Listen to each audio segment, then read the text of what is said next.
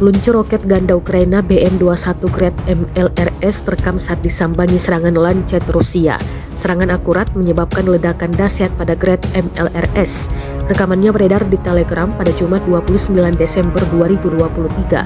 Dalam keterangan unggahan disebutkan, Brigade Marinir Pengawal Terpisah ke-40 Rusia memusnahkan BM-21 Gred MLRS Ukraina dengan lancet di arah Donetsk Selatan. Meski telah disamarkan, Gred dengan mudah diidentifikasi oleh operator drone Rusia. Beruntung tak ada korban jiwa yang dilaporkan dalam serangan ini. Rekamannya pun kini telah menuai berbagai komentar dari warganet.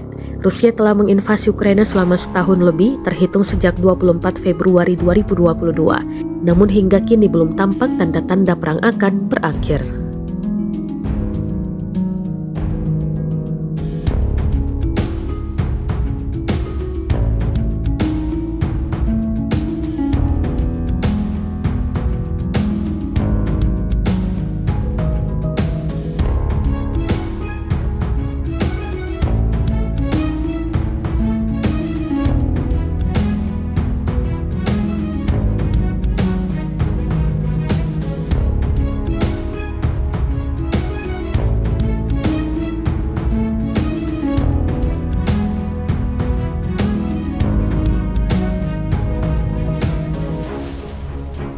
Download Tribun X sekarang, menghadirkan lokal menjadi Indonesia.